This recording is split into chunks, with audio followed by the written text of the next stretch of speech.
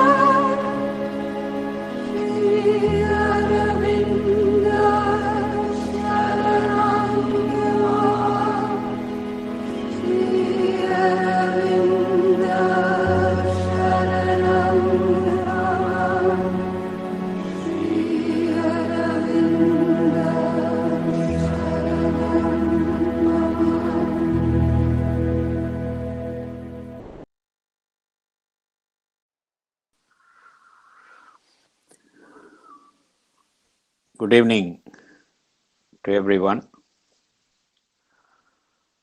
On behalf of Sri Aurobindo Society, Chennai branch, we welcome you all to this Saturday Satsang. We have with us Ms.Deepti Tiwari,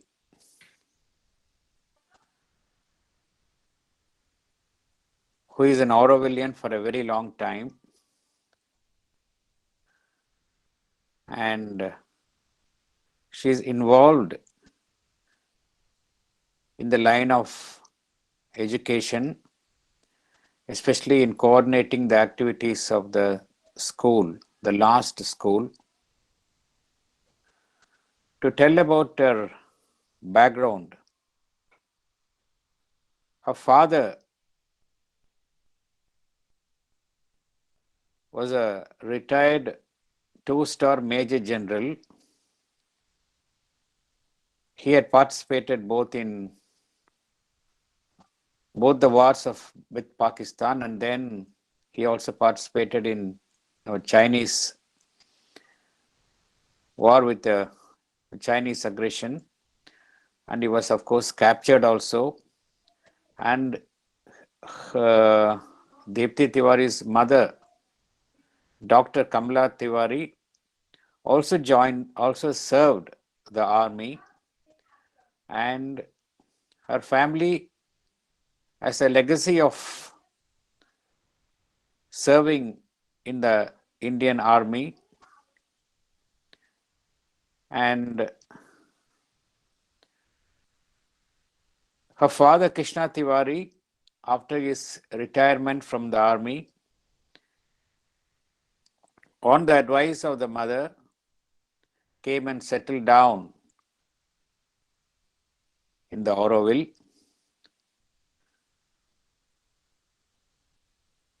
And with him, his entire family came and settled in Auroville. Of course, Sri Krishna Tiwari passed away in the year 2016. And Deepti Tiwari was fortunate to receive the mother's grace and had her first darshan in February 1972. It was a life-changing moment for her. As a teenager, she came to stay in Auroville in 1975.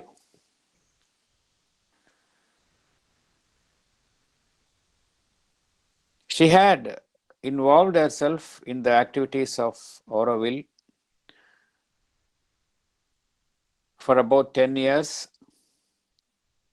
and then in 1985 she involved herself more deeply into the activities of Auroville, teaching in the free progress approach at law school. It is the oldest Auroville school for teenagers. She has represented Auroville and spoken of Sri Aurobindo's philosophy in seminars and conferences both in India and abroad. For many years, she edited the Matrimandir journals, and presently she edits Bhavishyate. It is a journal published by the Bharat Nivas, and she conducts sessions in poetry, literature, and cultural studies, and Sri Aurobindo's philosophy in law school and at Bharat Nivas. It is widely attended by adults and teenagers alike. We are very fortunate to have her with us, and she has chosen to speak on the topic Auroville's soul symbol, an exploration of its spiritual significance. On behalf of Sri Aurobindo Society, Chennai, we warmly welcome Ms.Deepti Tiwari, and I request her to take over the forum. Over to you, Ms.Deepti Tiwari. Thank you. And namaskar, everyone. Good evening. So I'm going to speak to you a little bit about Auroville's soul symbol. Actually, if we wish to understand Auroville, the only way we can give it its true dimension, its true meaning and purpose is by looking at the center of Auroville. If you look at the size of the city, the size of the center is very large. So in some ways, we are being told by the mother, because this is the dimensions, the shape, the form has been selected by the mother herself. She had a vision of this center. Actually, she was speaking of the center of Auroville from almost the time when she began to speak about Auroville. So the first idea of Auroville was put out in 1964. And by 1965, she has begun to speak about a park. She calls it the Park of Unity. And she says it's the most beautiful from the point of view of material nature. She speaks about the sort of forms she saw in Japan. She even gave a picture of the Kinkakunji, the temple that is there in Kyoto. And so she sees these physical forms, and she sees a center for the city which is not yet there, which is the most beautiful from the point of view of material nature. But when Auroville started in 1968, it was inaugurated at the center, which is the banyan tree. You saw some pictures of the banyan tree earlier. The banyan tree is the geographical center of the city. Mother had chosen it by putting her finger on a map, and it turned out that that center was a little banyan tree, which is now quite large. And little off center from the banyan tree, there is now what is called the amphitheater. But at that time, the land was barren, there was nothing. And 5,000 people came for the inaugural ceremony. Earth from all the member states of UNESCO plus the states of India were placed in this sort of closed lotus. It's a marble urn. And that's the symbol of human unity for Auroville. Auroville started, actually, after the inauguration, nothing much happened for a while. There was a kind of a barren plateau with nothing happening. The first settlers came a few months later, and it was very, very difficult to settle into this advanced, desertified plateau. Water had to be brought from Pondi, and one tree to be planted, you had to dig out 3 feet of red laterite, bring in topsoil, bring in earth, plant the tree, then protect it for the time it would take for it to get taller than an average cow or a goat. So in this early moment, the major focus was making the land habitable. And somehow the talk of the center went into the background. Nothing much was happening in the center. Then one of the early people who was involved with Auroville, in December 1969, the agenda is a conversation between Satprem and the mother. Paolo, who was one of the designers at the beginning, he asked Satprem to ask the mother, why is no work being done in the center? We should be working on the center. And mother says, yes, of course. It is as if she was waiting for the call from the collectivity that we need to work on our center. Why is our center not there? On the night of December 31st, she sees this inner room. She has a vision, and she sees it down to the last detail, even the dimensions in centimeters. So you could say that from January 1970, the vision of the center of Auroville, which she called the Matrimandir, and she says, I am calling it the Matrimandir because Aurobindo uses this word. I would have said creative principle, consciousness force. Even there's a time when she's thinking of calling it the pavilion of love. And then she abandons that idea because she says human beings do not understand what love means. There is such a distortion and perversion of the idea of love that people will not understand. So she says, I call it Matrimandir because this is the name that Sri Aurobindo has given to the consciousness force that creates the universe. You have Sat, that is that which comes into manifestation. And the first expression of Sat is Chit, tapas, conscious force. So the Matrimandir is a symbol that invokes the consciousness force, the creative principle that creates the universe. And when one comes into contact with this conscious force, which is also seated within our hearts, then one is capable of touching Ananda. So the Upanishad speaks about Satchidananda. And in a sense, the symbol that we have at the center of Auroville is very much comprehensive of some of these vast Indian ideas from time immemorial. In fact, the first three gardens of Matrimandir are Sat, Chit, and Ananda. So we find that the center of Auroville is like a three-dimensional yantra placed in matter, placed on the ground.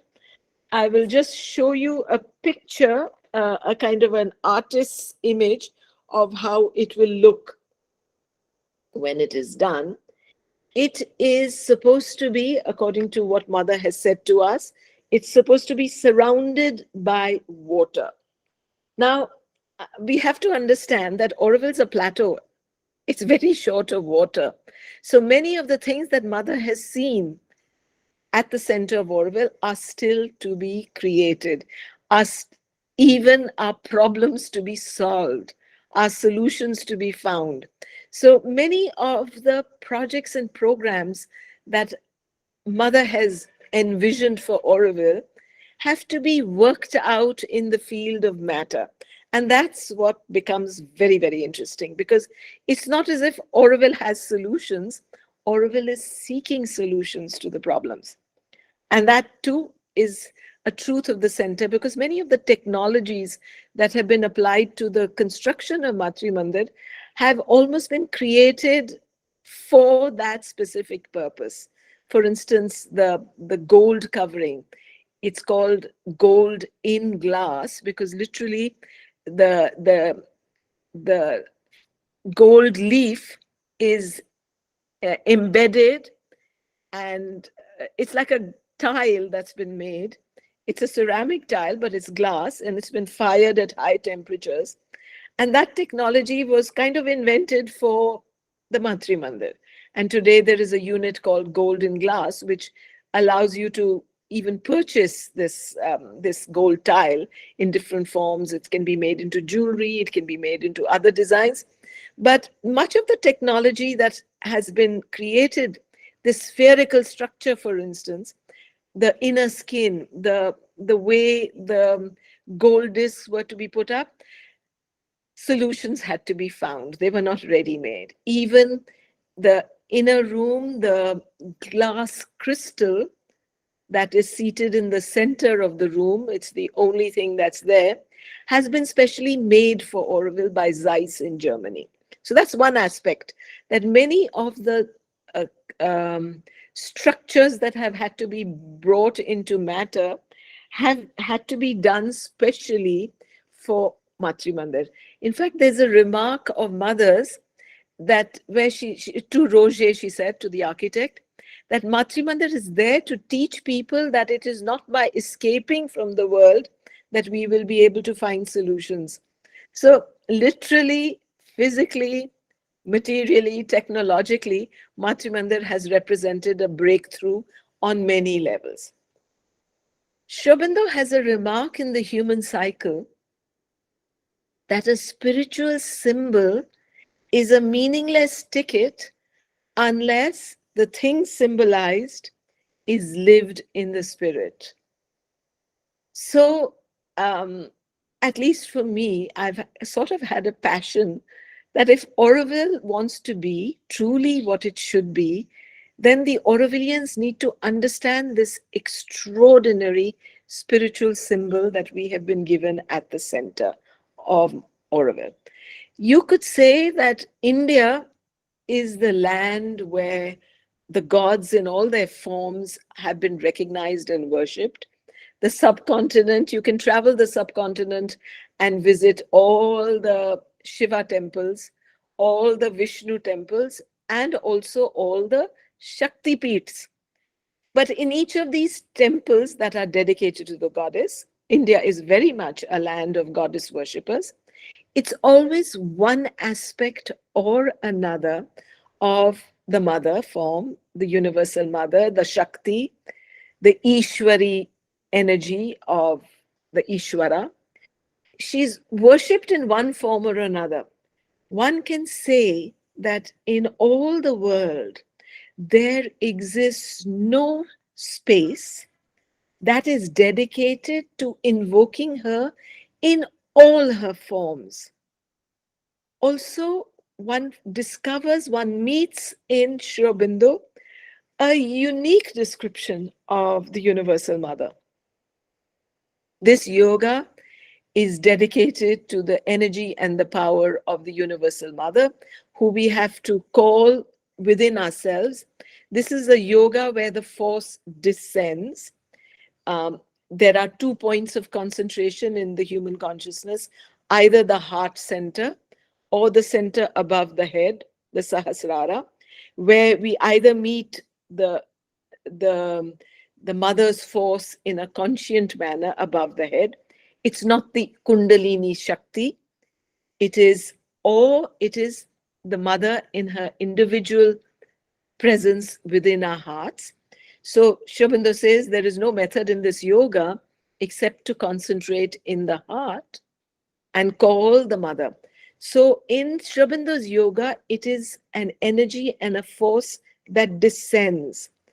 And it is her force, only her force, that is capable of doing the transformation of the nature that this yoga demands. Therefore, if you look at the physical form of the Matrimandir, this inner restoring of the white light is mirrored in the heliostat, which is at the top of the sphere, which catches the solar light. As long as the sun is shining, the solar light is caught by a solar tracking system, and it is directed downwards in a concentrated form through a system of mirrors. It is captured and sent down, and it first is received by the crystal, which is at the center of Matrimandir. And then through the crystal, there's an opening, and it goes all the way down to the symbolic lotus pond that is below ground at the bottom of the sphere. So the key is the light that descends. And if you look at the sphere, Matrimandir is a sphere because Mother chose that. She chose a flattened sphere as the shape that would be given to the Matrimandir. And Roger, the architect, had to create this form in matter.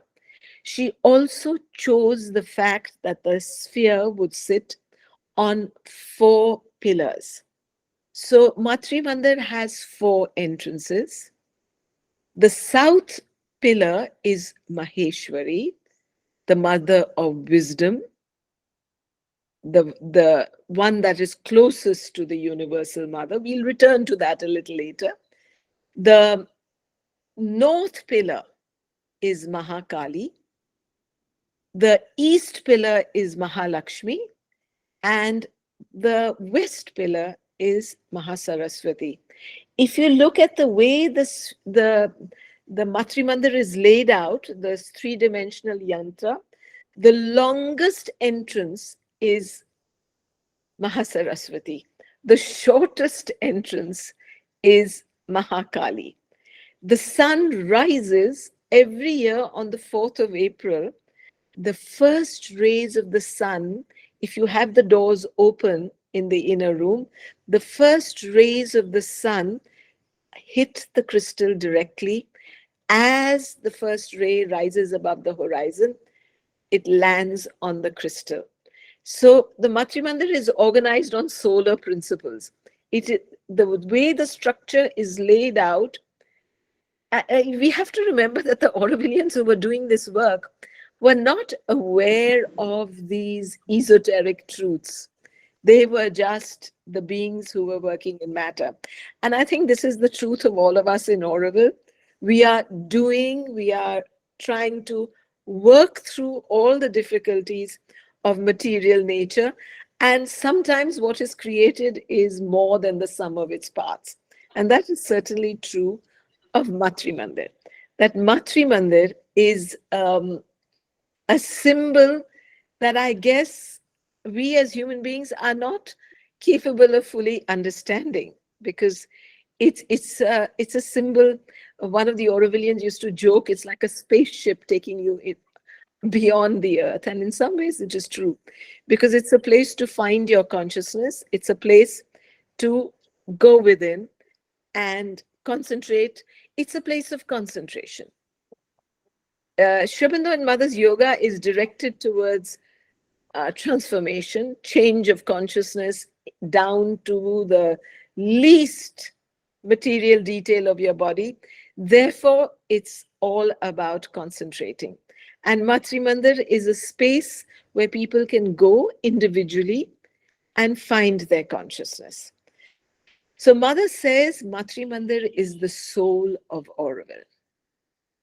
She says it is a symbol of Auroville's aspiration towards the divine. And also, and here I will read you her words, the Matrimandir wants to be the symbol of the divine's answer to man's aspiration for perfection, union with the divine, manifesting in a progressive human unity. So Auroville has a work to do on many different levels. When her first message out to the world was, are invited to Auroville, all those who thirst for progress and aspire to a higher and truer life. She doesn't say, please come and do sadhana, please come and do yoga. She does say that Auroville is a place of yoga, but the Aurovillians who come here have to discover that in their own time and in their own consciousness and in their own way. So however long it takes for you to discover that you cannot be in Auroville if you are not doing an enabling sadhana, somehow the experiment is that you have the freedom to arrive at that truth of meaning and purpose of life in your own way. But meantime, Auroville has been given this massive center, three-dimensional, four square on earth, in the ground, a place where almost all of us who are in Auroville for many years have gone and contributed and worked, whether it's in the concreting, whether it's passing chettis with the concrete, whether it is, sifting the sand, whether it's scraping the steel, whatever work. Today, there are many people who work in the gardens because the chamber is more or less, it's maintained, but it doesn't require too much of work in the construction phase is over for the chamber as well as for the meditation rooms. Now the focus is the gardens. We have to remember that Mother said that the gardens are as important as the Matrimandir itself. So let us look a little bit at what she says about Matrimandir. I will read you some of her remarks. In 1970, 71, she says, the Matrimandir wants to be the symbol of the Universal Mother, according to Sri Aurobindo's teaching. There is a wonderful little book that is compiled. I'm showing it to you here. It's a little book called The Mother. And everything that we want to understand about the Matrimandir can be derived from this little booklet. You could almost say, if Sri Aurobindo's yoga has a Bible, and it doesn't, but if it does, it would be this little booklet. This is for people who want to do a serious sadhana, a serious yoga. We need to understand who and what is the mother and how we can enter into relationship with this divine force and energy. So Matrimandir is a symbol dedicated to the Universal Mother. And it is Auroville, the symbol of Auroville's aspiration for the divine. It's the symbol of the divine's answer to man's aspiration for perfection. Auroville wants to manifest the divine consciousness on earth as an attempt to express unity. And if there is a symbol of this divine consciousness, it is again the Matrimandir. It's the Matrimandir that represents, symbolizes the divine consciousness.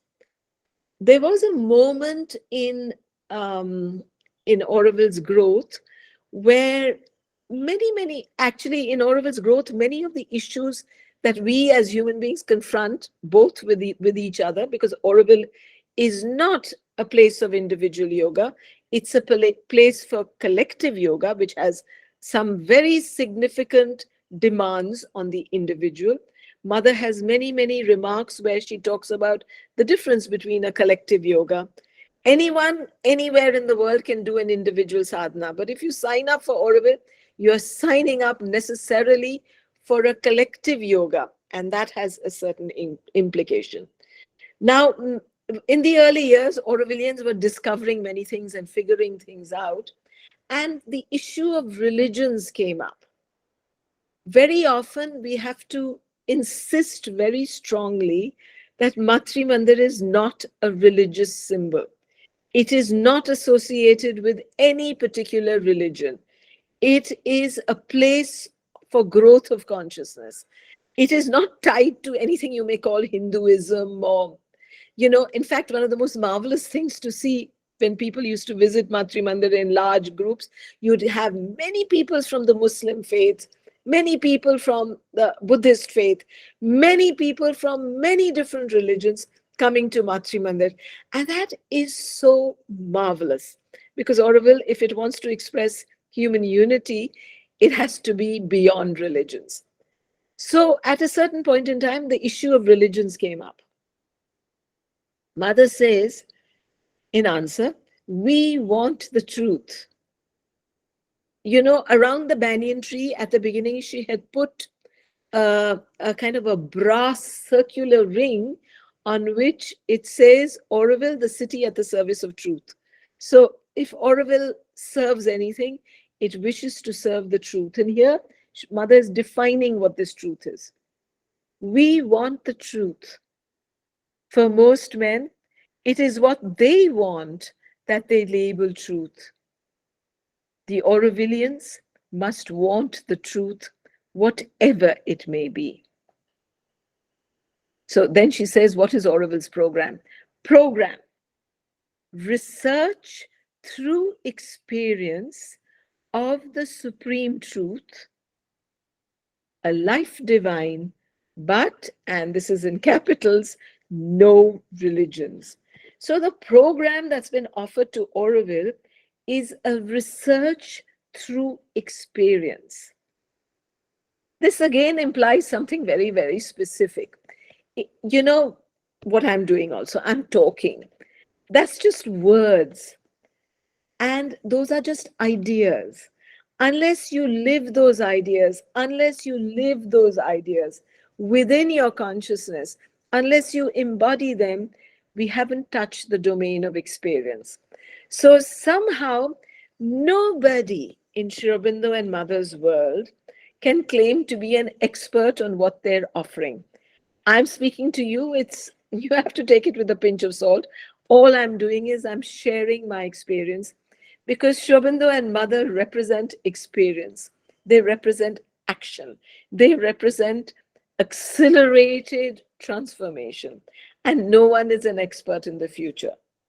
We all are students of this new way of being. So Mother says very clearly, because at some point in time, she even says, Auroville needs to go beyond ideative culture. What does she mean by that? She says, our research will not be a search effected by mystic means. It is in life itself that we wish to find the divine. And it is through this discovery that life can be transformed. At another point, she remarks, she says, each one has to find the divine in themselves in their own way. No two ways are the same. We, each of us, approach divinity in a unique manner. Therefore, this idea of collectivity, it's not a moral, ethical idea. It is an idea of lived experience. If you can embody it in your life, then somehow you are on the way. The point is life, transformation of life. If you look at the history of humanity, all the religions have failed because they created a plan, a program of self-development, which ended up becoming moral, ethical, rather than transformative. Sri Aurobindo and Mother represent the sort of action where you have to convert what they're saying into a power of life. And if it doesn't affect the way you live, then something is missing. About the inner room, she says, people will be allowed in to concentrate, to learn how to concentrate. No fixed meditations, none of all that. But they must stay there in silence and concentration. And it is only for those who are serious. Serious, she says again, sincere, who really want to concentrate. It is a place for trying to find one's consciousness, which seems to suggest that we haven't found our consciousness, that we have a consciousness that really is in excess of our mind, life, and body. This is our instrumental nature, our true consciousness. And for Sri Aurobindo and Mother's yoga, the first finding, the first transformation is your psychic, but then the next one is universalizing yourself. So the consciousness, which consciousness is she speaking about? I think it's heading towards the universalization. So none of us is there yet. It is a place for trying to find one's consciousness and silence. Inside, no one speaks. And the important thing is the play of the sun on the center, so on the crystal, because that becomes the symbol of future realizations. So that's a little bit about the structure. You have the inner room, which is the core of that spiritual invocation, with the solar light landing on the crystal. Then you have the 4 entrances, and surrounding this sphere, you have the 12 rooms, the 12 meditation rooms. Starting with, I will start with Maheshwari. So it's progress, youth, harmony, perfection. Or I'm looking at the gardens, actually. This is the gardens. So I'll start with the gardens. Mother says the first garden is Satchid Ananda, existence, consciousness, bliss, light, life, power, wealth, utility, progress, youth, harmony, perfection. So we start with Sachidananda and we end with perfection. This is the gardens. The 12 meditation rooms are qualities that we need to cultivate. They're attributes that we need to awaken in our consciousness if we wish to find our true consciousness, our psychic consciousness. Sincerity, humility, gratitude, perseverance, aspiration, receptivity, progress, courage, goodness, generosity, equality, peace. In both the gardens and the meditation rooms, progress is repeated. So it's really interesting. I think you can't be turned to Sri Aurobindo and Mother without having a very profound sense of progress in your consciousness. There is a remark Mother makes about the psychic being, because the psychic being only appears in Sri Aurobindo. We don't hear of it spoken of in this vast spiritual tradition that is India. In the spiritual tradition, you hear about the Jivatman, you hear about the Atman, you hear about the Angushta Atman, but why is the Chaitya Purusha, the psychic being, missing? And Sri Aurobindo, Mother explains that up to now, all solutions, all spiritual solutions were a stepping away and a stepping out of manifestation. So the psychic being was not needed really. Perhaps people touched the psychic being. The psychic being is the evolutionary soul. It is the spark soul that has grown up with the beginning of material manifestation. In fact, Mother remarks that the gods don't have a psychic being. The, the psychic being is the one thing belonging specifically to terrestrial life. I'm quoting the Mother. It has been given as a grace to repair, to undo what has been done. So the Matrimandir is a symbol that invokes and calls upon you to find your psychic being, which is a unique truth brought forward by Sri Aurobindo and the Mother. And the unique difference that exists between this radical yoga of transformation and all the wonderful yoga systems that existed until he came and presented his vision. Sri Aurobindo says all the other yogas are perfectly good for self-finding, for liberation, for moksha. You don't need Sri Aurobindo's yoga for moksha and liberation. In fact, the aim of Sri Aurobindo's yoga is not liberation. The aim of Sri Aurobindo's yoga is to transform material life, mind, life, and body. So people like myself have had no choice. Before I even understood, I was at Sri Aurobindo's feet. And I'm profoundly grateful that this grace was given to me to be part of this experiment of self-finding. But Sri Aurobindo has a letter where he says, even if the 7 suns were to descend into the 7 centers, even if there was an incarnation of the divine on earth, that would still not be the aim of his yoga. His yoga is for the earth consciousness. His yoga is for transformation. So one of the things that Matrimandir is there to tell us is matter. We need to realize what we need to realize in matter, in materiality. So that's a little bit on the broader truths. I will also say something about, because there is still a little bit of time, I will say something about the way Sri Aurobindo speaks about the mother and the relationship that we want to enter into with the universal mother. The Matrimandir is dedicated to the universal mother, but this yoga is equally dedicated to she who transcends the universe, Parameshwari. And there is this wonderful mantra of Sri Aurobindo, Om Anandamayi Chaitanyamayi Satyamayi Parame.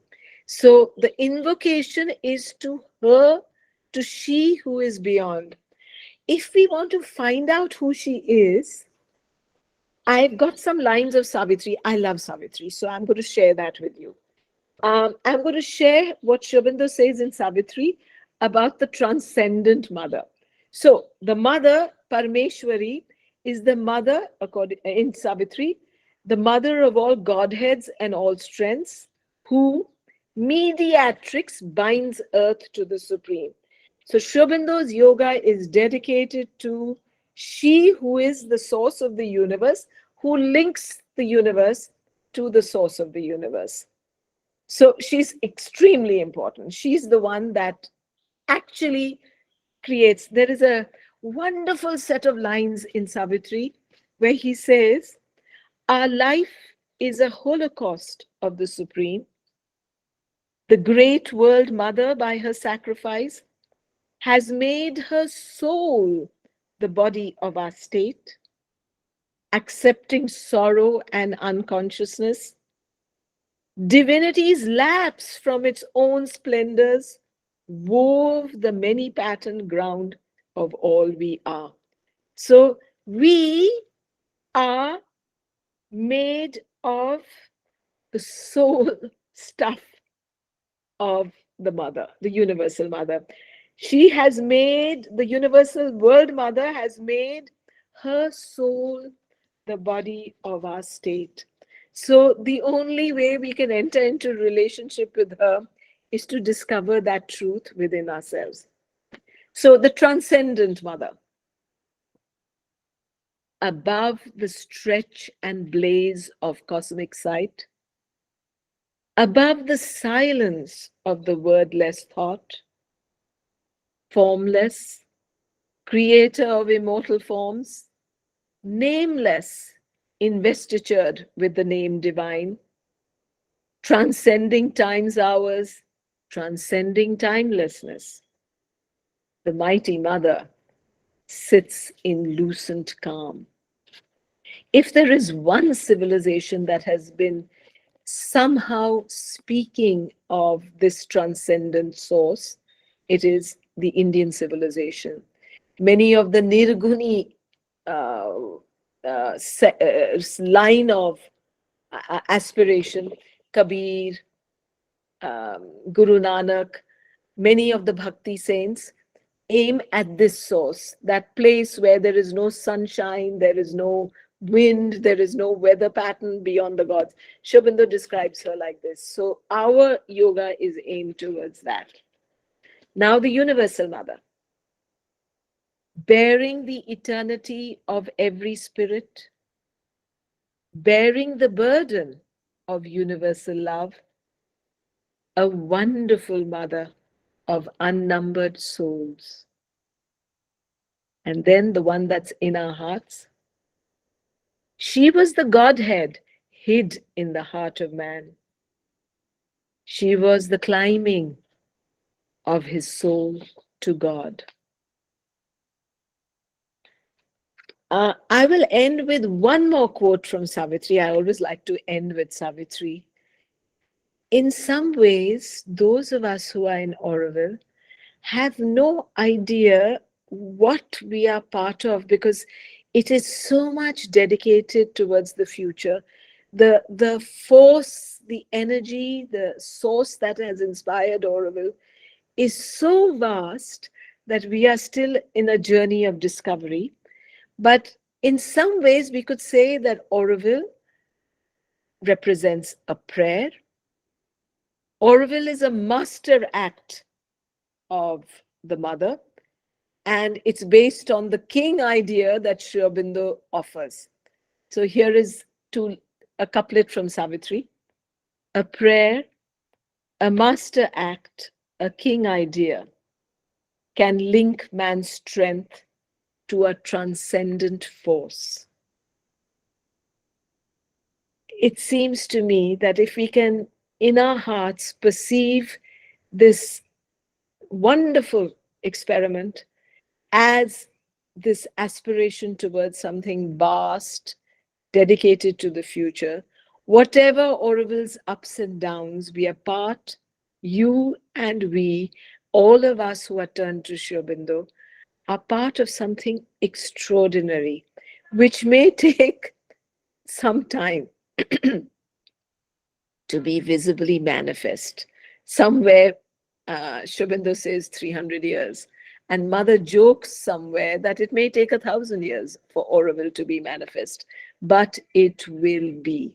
But meantime, we can't forget that we are here to find our souls. And may we indeed succeed to do that in this lifetime. Namaskar. I would be happy if you had questions. Thank you, Deepti ji. I request now participants, if they have any questions, please, you can ask Deepti ji.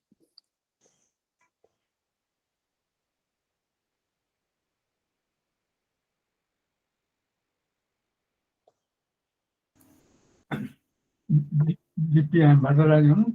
And Namaskar. Namaskar. Very beautiful presentation. And going through many phases of Auroville right from the inauguration, I am very deeply touched. And you took me by the memory lane from the beginning to the end, up to date. So, yes. And a very beautiful presentation. Usually I used to like very much your Matrimandir presentation, when you yes. put the journal. So, yes. Very good. And congratulations. You have very nicely summed up what Auroville is very, very beautifully. It is like containing a C in a Kamandala, small. So it is very beautiful thing. One cannot comprehend about Auroville.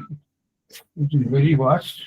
So very beautiful. Thank you very much for good presentation. Thank you. Vardharajan ji was there at a time when I wasn't. I only came in 75. He was there from the very beginning. So he experienced mother's words directly.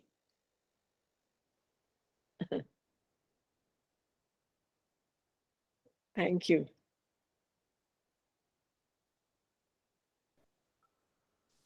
Akshavan sir, would you like to ask any question? Akshavan sir, would you like to ask? Yes, sir. Madam, let me first thank you very much. So we are very grateful for the wonderful speech, and we can't forget your that in the end you summed up by saying this prayer,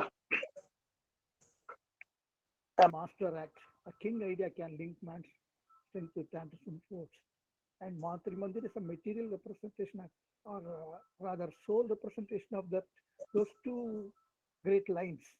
Yes, Very much yes. impressed by those that equation. And Thank just, you. I would like to know the significance of those geometrical symbols on the four entrances. I didn't. Square, a triangle, denoting Maheshwari. The Yes. four. Can you just elaborate? I'm not sure I want to speak about that. Simply, that's true, that mother had given different forms, because I don't have the connection between the entrance and the pillar. So I better not speak about that. I would have to educate myself a little more. But these are tantric symbols. See, the thing is that Sri Aurobindo says my yoga is Vedantic in principle and tantric in practice. But the tantra that is there in Sri Aurobindo is a complete reversal, because we are using, actually, even the way the Matrimandir is laid out, you could almost say it's yantra, the way the Tibetans do their butter sculptures. And so these four forms which are there at the entrance, the square, the circle, the triangle, the hexagon, they all are profoundly meaningful in an esoteric sense, but I don't want to comment on them. Okay, madam. I am not educated enough in the tantric principles. Okay. Perhaps our GV can explain if he so desires. Vardharajan ji? Sir, Vardharajan sir. No, I am also not so much educated in this Sir, aspect. Vardharajan sir. Yes, I am Vardharajan speaking. I am also not very much educated in that, as Deepti said. So I prefer to hear from others who may be knowing. Sir, who else can, sir, than yourself? Ramasamy sir, would you like to say something? Yeah, thank you. Deepti ji, it was a very pleasant experience to receive every sentence in our heart. Thank you. It is very visible that you are so soaked in the Auroville consciousness and soul. You mentioned about a water body around the Matrimandir. How far has it become a reality? So that's an interesting question, because in the last few months, some incredible research has been done and manifestation also. So there is a water channel now, a small water channel, which actually has had sitting water from rainwater. There is already a small water channel, and now a test pond, which has reached the bottom of what will be the lake in the future, but it's going to be tested this year with the monsoon. So a test pond has also been created, and Aurovillians are very skeptical of this. Aurovillians are not at all persuaded that this is going to be possible. But many of the things that have happened in Matrimandir looked impossible until they were done. So there is a team that is very, very hardworking on this issue, and there's some progress. I don't have photographs to show you, but there is some progress. And already, because we've had a little bit of rain, in the test pond, there is about a meter of water already. And the water channel has sitting water in it. So a few months ago, when it was very hot and it already had water in it. So what has to be done? There is a material that has been placed which will prevent water seepage into the ground. So it's a holding material, and we are testing it out to see if it will hold the water. Because on a massive scale, if it succeeds, it could be an interesting solution for the ARI system of Tamil Nadu. If we succeed in this is experimental right now. So we only have a test pond and we have a water channel, but we have something already, which I think 2 years ago, 3 years ago, we thought we would not even be able to do this. So some progress has been made. Thank you. It is symbolic, you see. The meteorologist people say the northeast monsoon for this year will commence today. It is somewhat symbolic. Yes. That this year there will be a good monsoon, Yes. and there will be considerable amount of collection of water, rainwater, in that area without any seepage, because the holding correction has been done. Let us hope so. Let us hope. This pond is very interesting because Hutaji mentions about it in her letters to the mother. Hutaji wanted to have a hut in Auroville. Yes. Near the pond, where is it going to come up? Yeah. And Hutaji had also paid some money for it. Yes, yes. But that dream did not happen. So if the pond happens, we can visualize that the spirit of Hutaji will be there, appreciating it. And even now, we can imagine that Hutaji is forcing the monsoon to pour there in that area. Yes. Also, there is an effort by the same group. It's called Varuna, and they are doing a lot of work. They have created underground from the beach, from the sea. They have put in pipes that, I don't know if you know the geography of Auroville. So from the east coast, the beach, underground, they have there is now, I don't know what that machine is called, but it can dig under the road, and they have got a water channel up till Mango Hill, which is up the plateau. That's near utility. So there is an underground pipe for a future desalination plant. So there is that also. A mother had spoken about the sun, and she'd even spoken about the possibility of transforming water. So hopefully there'll be more technologies in the future that will allow us to realize this. One thing is clear, that if we are going to solve the water problem, we have to solve it for the whole plateau. We cannot just solve it for Auroville in isolation.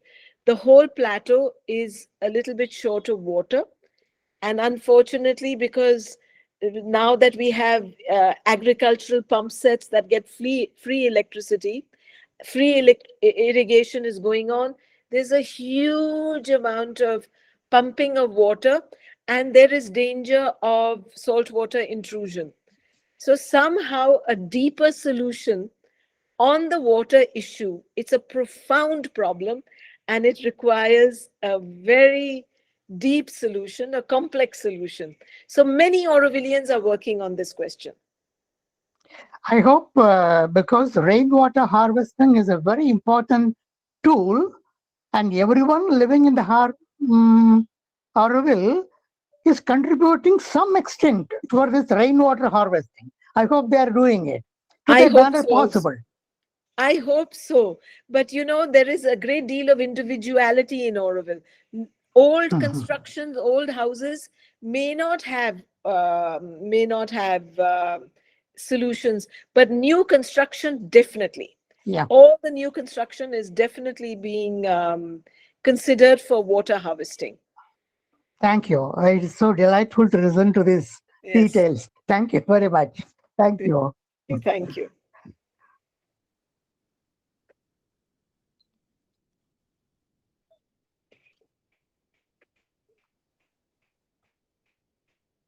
So what should we do? Thank you, Deepti ji. Thank you very much. Happy to do this.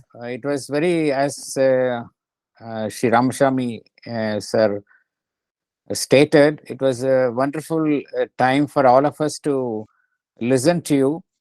Because the chairman was also there in the audience.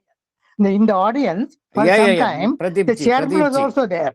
Pradeep ji was also there. Yes, I noticed. So, Yes. yeah. And you had grown with the Matrimandir, and that's how we could Yes. hear authentic information regarding the significance of Matrimandir. Yes. And you have stated that Matrimandir is a manifestation of Sachidananda, and it is a symbol. It is a spiritual symbol, as Sri Aurobindo says. Yes. And it is a symbol of Universal Mother. And the symbol has to be lived, only then lived in spirit. So that can be done only by the process of collective yoga. That's what going on in Auroville. Hopefully. It is Sri Aurobindo's yoga is a collective yoga, and you are all of us are participating in that process. And it is, of course, you also stated that it's not a religious symbol. No. It's a place of growth of consciousness. These are all very profound words which you have stated. And it is a place to find our consciousness and in silence. It's not a place for meditation. That's something we should differentiate. We should differentiate between. The mother has differentiated what is meditation and what is concentration. So it's a place of concentration and silence. And as in quoting Savitri lines, you have stated that it's a prayer, it's a master act, it's a king idea, which has taken shape in the form of Matrimandir. So we can say emphatically that Matrimandir is a symbol which links man's strength to the transcendent force. So, from what you say, from the foregoing lines, we can conclude that Matrimandir is a symbol, it's a spiritual symbol which links man's strength to the transcendent force. So, all of us should be open to that. That is what is required with our aspiration. And thank you very much for sparing your valuable time and sharing your thoughts and facts about Matrimandir. We would love to hear more from you. We would keep inviting you to our satsangs as often as possible, so that you can share your valuable thoughts and experience with us, and the experiment which you are conducting in Auroville. On behalf of Sri Aurobindo Society Chennai branch, and on behalf of all the participants who have assembled in this meet, we thank you profoundly for your participation. And we also thank the mother and Sri Aurobindo for having given this opportunity. Thank you very much. Thank you. This meeting will end with a short prayer. Okay.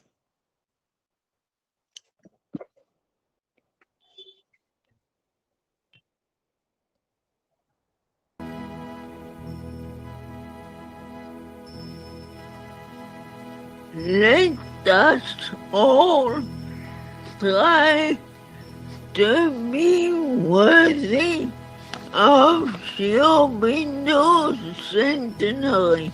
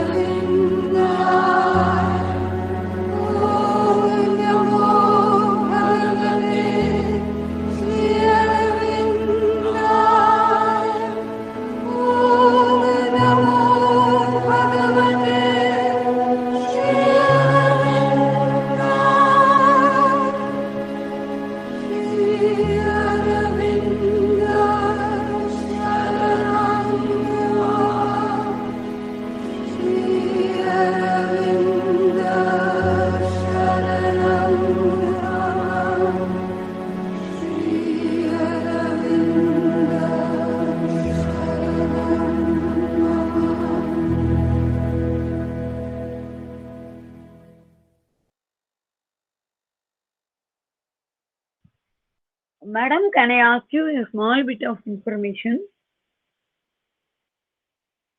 Thank you very much.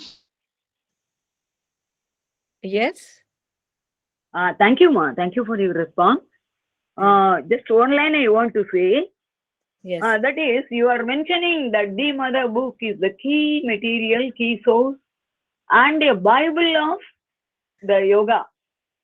But I Likewise, said, what all you have narrated is the Bible of Matrimandir. All that it represents. Thank you so much. yes. And my simple question is about, you were mentioning about the stretch and blaze of cosmic sight, about the silence of the wordless thought, and so on. The mighty mother sits aloof and calm. These lines you are mentioning now. Yes. I want to know whether you said it in connection with the universality of Matrimandir or anything else. I was saying the Aurobindo speaks about 3 ways of being of the mother. He says, yes, ma. So he's saying that she's transcendent, she's universal, and she's individual. So I was trying to find corresponding lines from Savitri. This is just my selection. It's not absolute. Aurobindo doesn't say that. I was trying to find you some, because I find that poetry speaks much better about mystical truths, much better than prose. So sometimes with poetry, you can have an experience. So I felt that these lines, the above the stretch and blaze of cosmic sight, transcending time's hours, transcending timelessness. I was speaking that Aurobindo seems to be speaking about the universe, the transcendent mother. But poetry is very, very personal and individual. And we have no right to impose our interpretation on everybody. It is uniquely personal. These lines speak to me in that manner. I hope they do for you also, but otherwise, I'm sure you can find something else in Aurobindo that would illustrate that. It's a nice answer, ma. Okay. As you mentioned, among all the lines of Savitri, lot of things and many things they are there. Yes. But still, we want to identify few lines one by one. But thank you, ma. Thank you so much. I'm happy to do that. So we stop. I take leave of you all. Namaskar.